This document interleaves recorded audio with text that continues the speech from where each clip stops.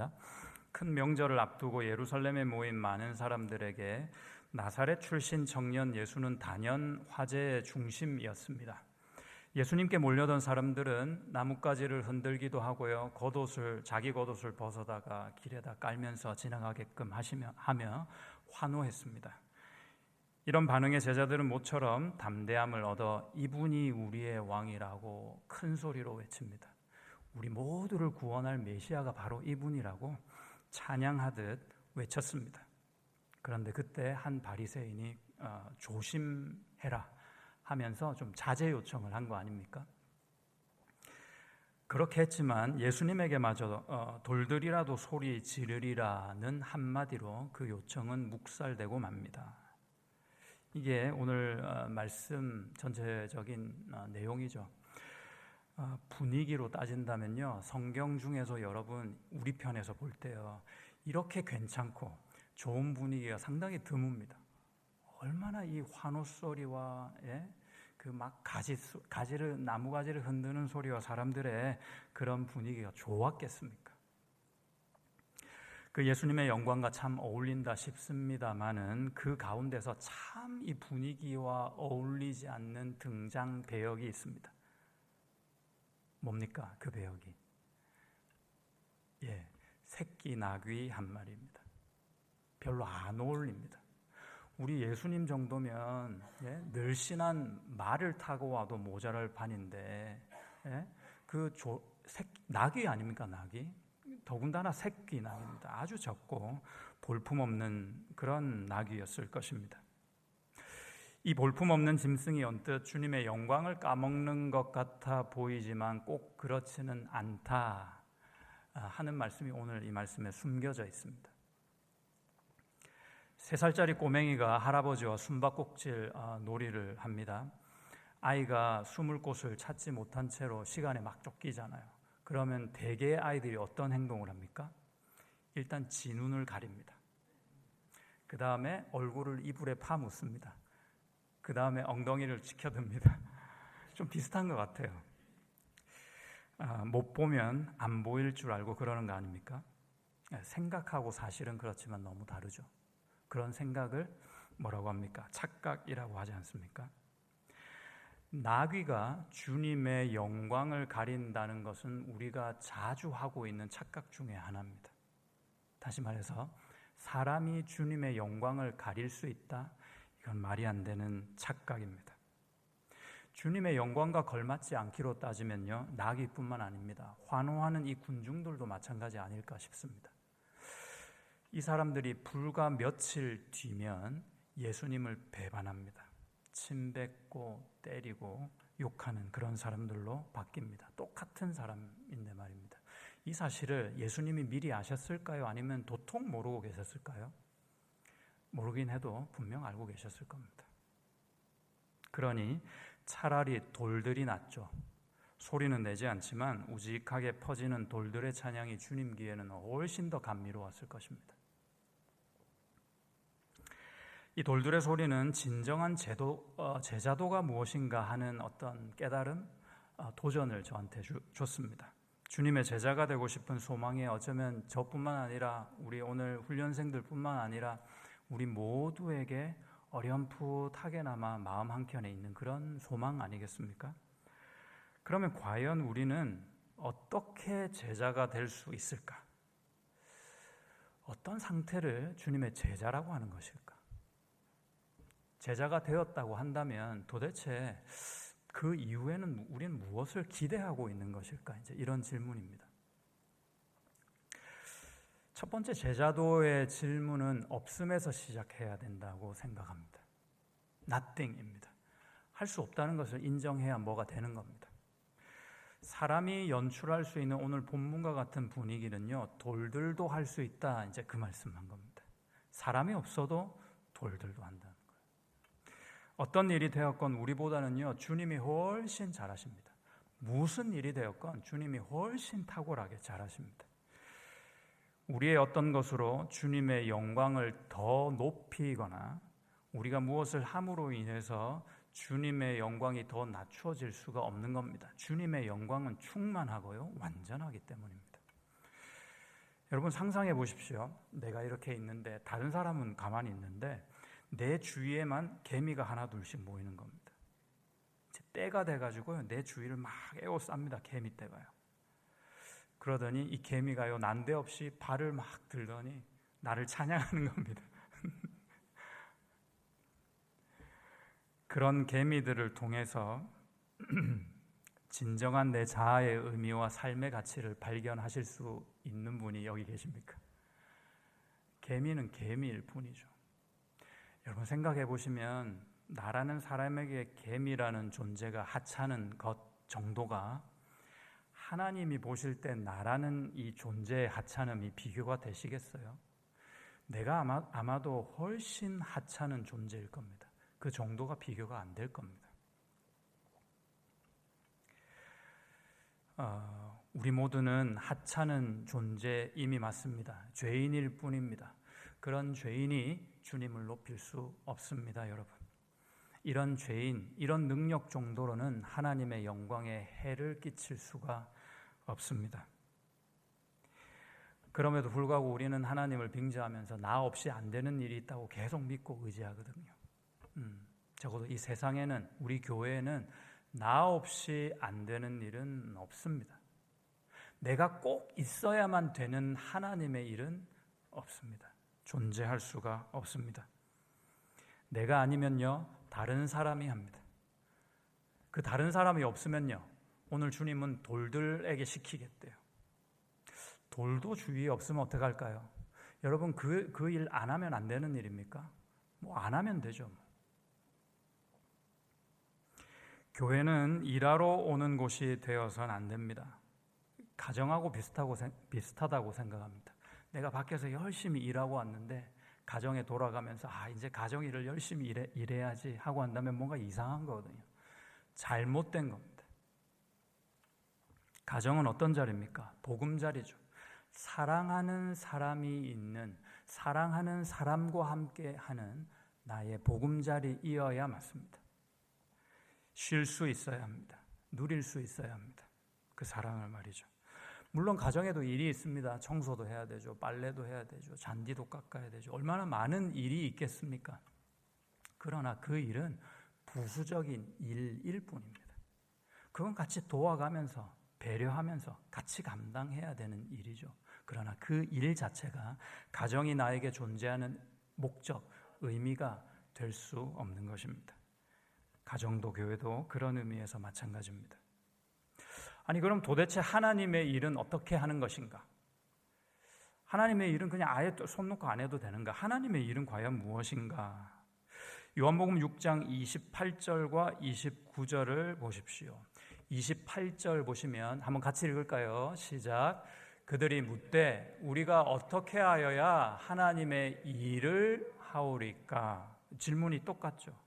어떻게 하는 것이 하나님의 일을 하는 거예요? 라고 예수님께 물었습니다. 그 대답을 보십시오. 29절입니다. 같이 읽습니다. 예수께서 대답하여 이르시되 하나님께서 보내신 이를 믿는 것이 하나님의 일이니라 하시니. 아멘. 그렇습니다. 신앙생활 가운데 우리가 교회에서 함께 있으면서 해야 될 목표가 있는 겁니다. 바로 믿음입니다.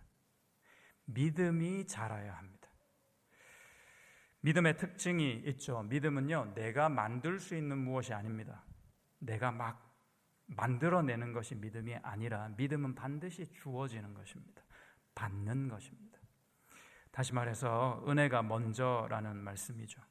전 예수 믿는데요, 물론 구원에 필요한 믿음도 소중합니다.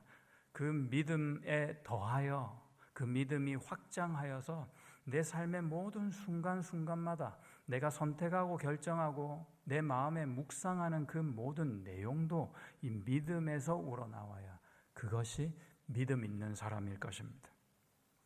주님을 의지하는 그 신실함을 받아야 합니다. 그 믿음을 주님께로부터 받아야 하는 것입니다. 도망자 모세가 미디안 광야에서요, 아무런 희망 없이 수십 년을 살지 않습니까? 하나님께서 그런 그를 어떻게 해요? 어느 날 어느 순간에 부르십니다. 떨기나무에서 타는 불처럼 부르세요. 그를. 모세가 매일매일 기도해가지고 그날이 왔을까요? 모세가 여전히 민족애를 가지고 비전과 소망에 막 충만해가지고 하루하루 기다리고 또 소망하면서 있다가 그러니까 하나님이 그 마음을 보시고 그 모세를 부르셨을까요? 천만에요. 모세는요 그런 거 다 버린 지 오래됐습니다. 모세는 사실 그때 한 여자와 결혼을 하고 가정을 꾸려 양이나 몰면서 평범한 자기 인생을 살고 있었습니다. 그럼 과연 무엇이 그를 다시 그 하나님의 부르심을 입게 했을까? 그 원인은 모세에게 있지 않았습니다. 모세가 아니라 하나님께 있었습니다. 100% 온전히 하나님의 뜻과 목적이 있었기 때문에 아무 생각 없는 자포자기 상태한 그 모세를 새롭게 불러주신 겁니다. 바로 그 이유 때문에 떨기나무에 붙은 그 불이 모세의 가슴으로 확 들어와서 활활 탈 수 있었던 거죠. 바로의 왕자로 자기가 만든 불로 모세가 한 일이 있습니다. 뭐죠? 살인입니다. 내가 민족애를 가지고 내가 뭔가를 하려고 할 때 그는 살인밖에 할 수 없었고 도망자 신세밖에 처해지지 못했습니다. 그러나 오늘 그날 모세가 하나님이 보여주시는 그 불을 받고 하나님을 만난 다음에는 그 불을 가지고는 어떻게 했습니까? 민족을 이끌어내잖아요. 애굽의 종된 땅에서 그들을 이끌어내는 그런 일을 감당할 수 있었습니다. 그리고 바로 그 불이 다락방에서 애타게 예수님을 기다렸던 120문도에게 떨어졌습니다. 옮겨 붙은 겁니다. 똑같은 불입니다. 여러분에게도 이 불이 붙기를 바랍니다. 예배 드리면서 막 붙어야 돼요. 예배 드리면서 마음이 뜨거운 불이 느껴져야 됩니다. 말씀을 읽을 때마다, 기도할 때마다, 또 여러분이 속한 가정과 일터에서 이 불이 막 타올라야 됩니다. 이 뜨거운 하나님의 임재가 여러분을 은혜로 가득 채우시기를 축복합니다. 이 불씨가 임할 때 하나님께서 원하시는 것이 드디어 만들어집니다. 그것이 뭐냐면은 바로 마음이라는 겁니다. 대단한 일이 일어나는 것이 아니라 하나님이 그 불을 통해서 생성하는 것이 있는데 그것이 나의 마음이라는 겁니다. 제가 초등학생 시절 한날 어머님 생신이었거든요. 그래서 초등학생이잖아요. 그래서 이제 어머님에게 깜짝 선물을 준비했습니다. 시장에서요 3,600원 주고 산 머리핀입니다. 정확히 3,600원입니다. 그래서 3,600원 요즘 별거 아니지만 그때는요 오렌지 맛 하드 아이스크림이요 50원 하던 시절이었습니다. 짜장면 한 그릇에 300원인가 350원에서 500원으로 올랐던 그 즈음이었습니다. 그러니까 초등학생에게 그 3,600원의 가치가 어마어마하다라는 것을 여러분 짐작이 되시겠죠?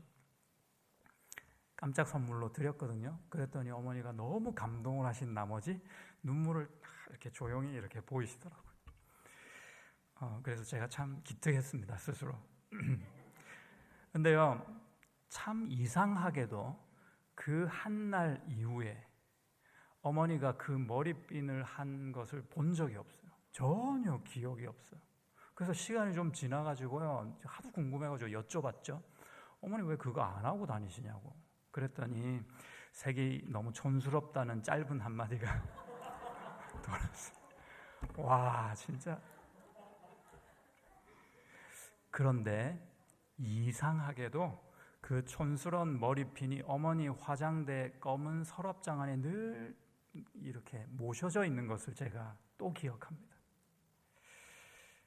비록 촌스러워서 꽂고 다닐 수는 없어도 사랑하는 아들의 그 마음만큼은 계속 간직하고 싶으셨던 것 아니겠습니까? 제가 오늘 이 예화는요, 어머니에게 전화해가지고 미리 허락받고 이렇게 여러분에게 말씀드리는 겁니다. 하나님은요, 우리 마음을 원하십니다. 여러분. 로마서 12장 2절 보시면요, 너희는 이 세대를 본받지 말고 오직 마음을 새롭게 함으로 변화를 받아 하나님의 선하시고 기뻐하시고 온전하신 뜻이 무엇인지 분별하도록 하라. 너희는 이 세대를 본받지 말고 오직 마음을 새롭게 함으로 변화를 받아 하나님의 선하시고 기뻐하시고 온전하신 뜻이 무엇인지 분별하도록 하라 하셨습니다. 다 되려면 뭐부터 돼야 됩니까? 마음입니다. 마음이 변해야 뭐가 됩니다. 하나님은 정확히 마음을 원하십니다. 그래서 이 마음을 주시는 분이 또 하나님이거든요. 그 믿음, 사랑, 소망의 그 마음은 내가 만들 수 있는 그런 것이 아닙니다. 적어도 하나님의 그런 마음은 우리가 어떻게 할 수 없습니다. 그 마음이 나에게 와야 합니다. 내가 받는 겁니다. 그래서 은혜가 필요합니다. 은혜가 임하면 이 마음이 새롭게 되고 변화를 받게 되는 것입니다, 여러분. 그리고 그 변화는요, 그 받은 마음이 그제서야 하나님의 뜻이 저거였구나, 하나님의 뜻은 이거였구나 하고 알 수 있게 된다는 말씀입니다. 이 마음이 없이 여러분 일을 하면 종교인에 불과합니다. 이 마음 없이 형식만 갖추면 우리는 다 외식하는 자예요. 하나님을 사랑하는 마음 없이 찬양하면 그건 노래 이상 아무런 의미가 없습니다. 조금 더 나빠요, 사실은. 왜냐하면 여러분 한번 예를 들어서 사랑하는 사람과 데이트를 합니다. 청춘 남녀가. 그런데 같이 앉아서 뭘 하면서 마음은 다른 데 가 있어요. 그런데 같이 있는 겁니다. 다른 사람을 생각하면서 그 사람에게 사랑을 고백한다? 이거는요, 데이트가 아니라 기만이죠. 우린 똑같지 않습니까? 하나님과 데이트하는 게 예배 아닙니까? 하나님의 음성을 듣는 게 말씀 보는 것 아닙니까? 하나님과 교제하는 게 기도 아닙니까? 그런데 다른 마음을 항상 품고 있다니, 이것은 하나님을 기만하는 것일 수도 있습니다. 하나님을 속이는 겁니다. 차라리 안 하는 게 낫잖아요. 차라리 찬양 안 하는 게 낫지 않습니까? 차라리 예배 안 드리는 게 낫죠. 그러면 매라도 안 맞을 것입니다. 기만은 안 당하실 거 아닙니까? 마음 없이 이단에서 제가 여러분에게 말씀을 하면 그건 소음이죠. 하나님을 경외하는 마음 없이 하나님이 여러분을 사랑하시는 그 마음을 가지지 않고서 여기에 섰다면 그냥 나는 일하는 거죠. 저에게 무슨 의미가 있겠습니까? 다윗을 가만히 살펴보면요, 다윗은 잘못된 선택으로 치명적인 실수를 한 사람임을 우리가 다 알고 있습니다. 남의 아내를 취하기 위해서 그 남편까지 살인교사를 행했잖아요. 이건 평범 이하의, 정말 이건 악독한 죄죠. 그럼에도 다윗 하면 떠오르는 별명이 있습니다, 여러분. 뭐예요? 하나님의 마음에 합했다고 합니다.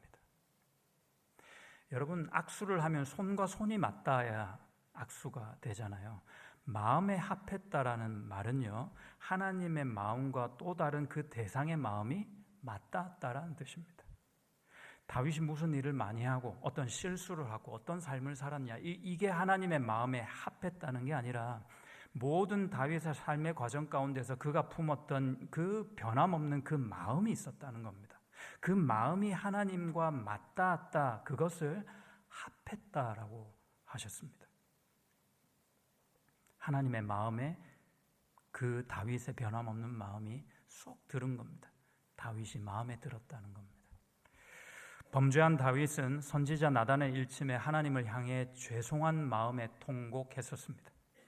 사울을 죽일 수 있었는데도 그 기회를 하나님을 경외하는 마음 때문에 그 기회를 저버렸죠.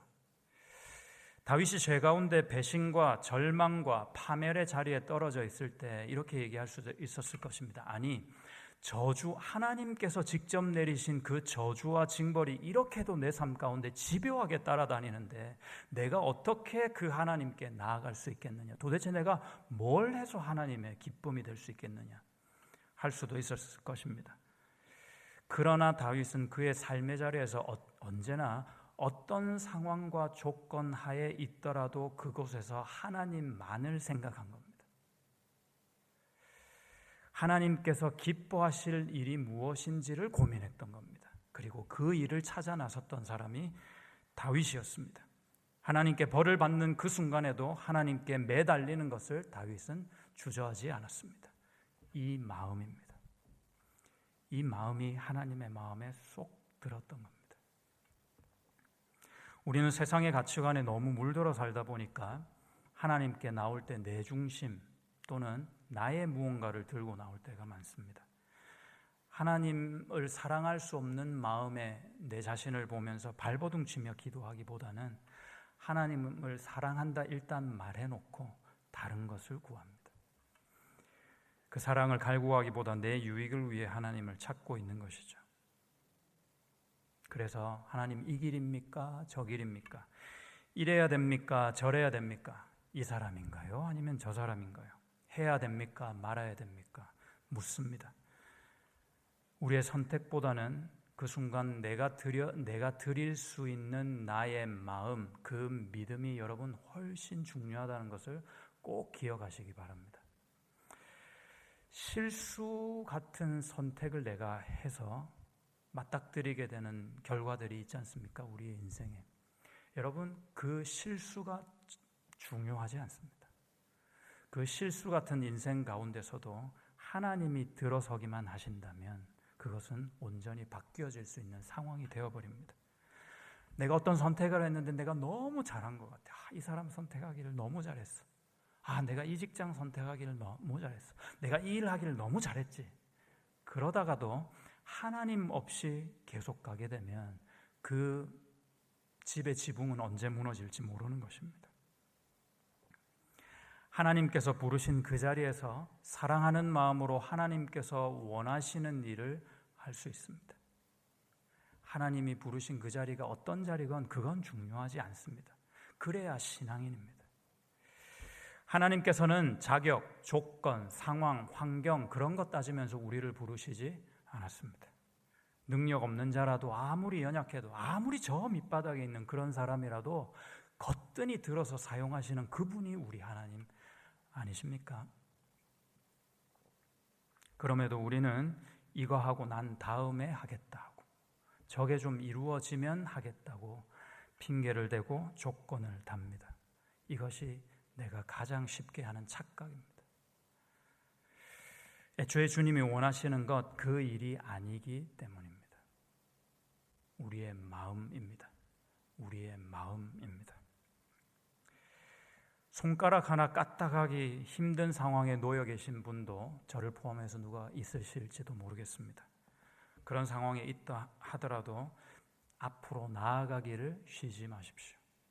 자꾸 쉬다 보면요, 이게 버릇이고 습관이 됩니다. 로마서 5장에서 우리가 환난 중에도 즐거워한다고 고백합니다. 환난인데, 고생 정도도 아니고요, 환난인데 즐겁답니다. 왜 그래요? 그 환난 때문에 내 안에 인내가 쌓이는 것을 알기 때문입니다. 내가 인내하다 보니까 연단이 이루어지는 겁니다. 이 연단이 결국 소망을 이루게 되는 줄 내가 알미로라 그랬습니다.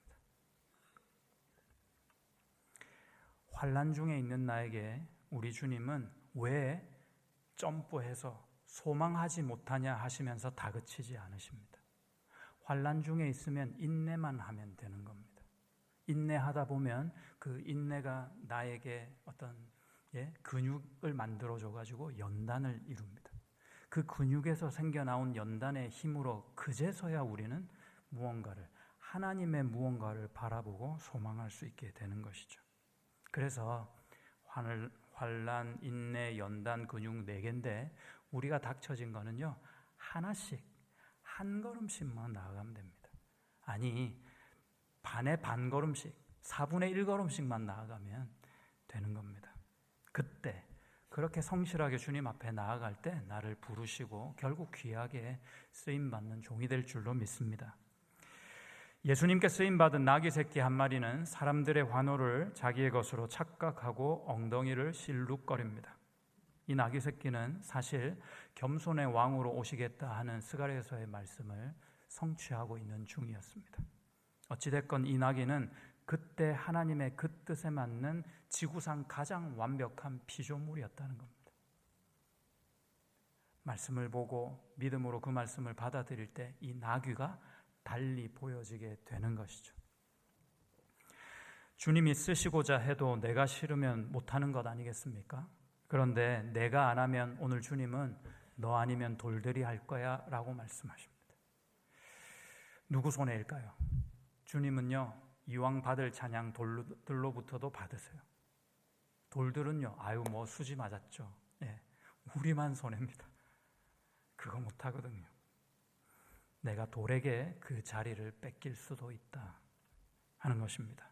억울하다 싶다가도 돌에게 자존심 상할 이유는 안 되겠다 싶어요. 왜냐하면 주님이 우리를 포함해서 사람 지으실 때 뭘로 만드셨어요? 흙으로 만드셨잖아요. 그 흙이 히브리어로 아팔입니다. 아팔은요, 우리가 생각하는 진흙덩이 이런 거 아닙니다. 영어로는 더스트로 번역되어 있습니다. 먼지입니다. 먼지. 흙도 못 돼요. 한 줌 흙도 안 되는 흩어지는 먼지 같은 존재가 나라는 겁니다. 퀄리티로 따지면 돌이 훨씬 우리보다 나은 물질입니다.